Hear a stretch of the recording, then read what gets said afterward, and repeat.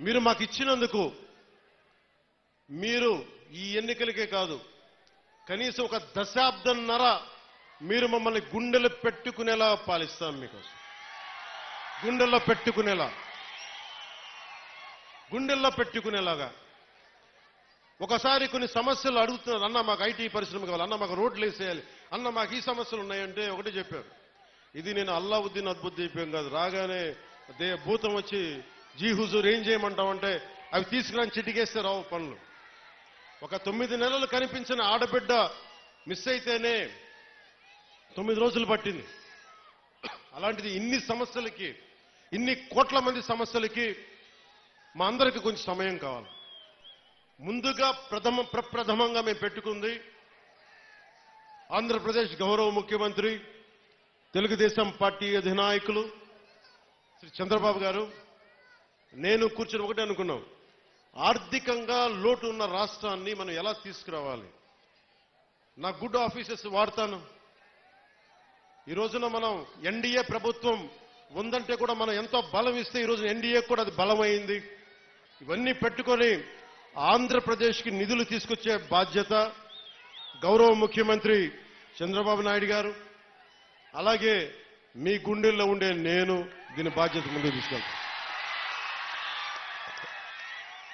మీరు గుండెల్లో పెట్టుకుంటే దశాబ్దం పాటు ఏ పదవి లేకుండా నడిపించేశారు. మీరు ఎంత శక్తివంతులు నాకు అర్థమైంది. ఏ మూలకెళ్ళిన యువత సీఎం అని అరుస్తుంటే చాలాసార్లు అరిచేవాళ్ళు. ఇక్కడే కదా అరిచింది మొదట, ఇక్కడేనా?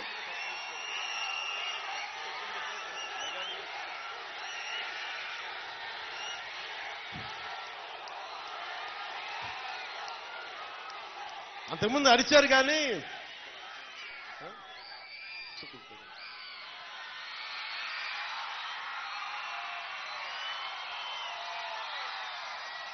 అప్పుడు ఇంకా కూటమిని పూర్తి స్థాయిలో అనౌన్స్ చేయలేదనుకోండి, మీరు సీఎం అంటుంటే సరే మీరు కోరుకుంటే అలాగే జరుగుతాను.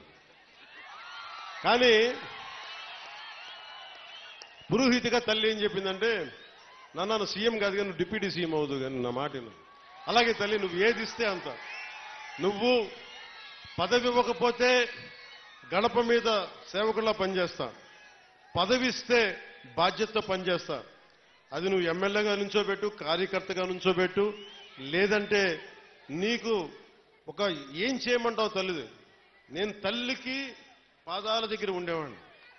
తల్లి ఏ బాధ్యత చెప్తే ఆ బాధ్యత నెరవేరుస్తాను. అలాంటి మీ శక్తి ఈ రోజున మీరు అనుకున్న శక్తి డిప్యూటీ సీఎంగా చేసింది. ఇది అందరూ అడుగుతున్నారు, ఎలా ఉంది డిప్యూటీ సీఎం అయితే? నాకు రెండు తెలియదు. నాకు అపజయం తెలియదు, విజయం తెలియదు. అలాగే నాకు పదవి ఉన్నప్పుడు ఎలా ఉంటుందో తెలియదు, పదవి లేనప్పుడు ఎలా ఉంటుంది. నేను అన్నిట్లో ఎప్పుడు సామాన్యంగానే ఉంటాను. పదవి లేనప్పుడు రాజాలాగే ఉన్నా, పదవి ఉన్నప్పుడు కూడా రాజాలాగే ఉన్నా. ఎందుకు ఆ మాట అన్నాను మీ గుండెల్లో అంటే, ఏ రాజ్యాంగం రాసింది ఒక వ్యక్తిని మీ గుండెల మీద పచ్చబట్టు పొడిపించుకోమని? ఏ రాజ్యాంగం రాసింది ఒక ఆడబిడ్డ అన్నా అని ప్రేమగా పిలిచే పదం ఆత్మీయత? ఏ రాజ్యాంగం రాసింది ఒక తల్లొచ్చి నాన్న నా కొడుక అని చెప్పి ఆప్యాయతగా మాట్లాడేది? నా ఆయుష్ పోసుకొని కూడా నువ్వు చల్లగా ఉండని చెప్పి పెద్దలు మాట్లాడే ఏ రాజ్యాంగం రాసిచ్చింది? అందుకే అన్న, రాజ్యాంగ పదవులు ఈరోజు ఉన్నాయి, గౌరవిస్తా. ఇందాక నుంచి మాట్లాడుతున్నా, గుర్తుంది, చంపేస్తున్నాను నన్ను. పిలిపిస్తాను, మీ అందరిని పిలిపిస్తాను. ఏ రాజ్యాంగ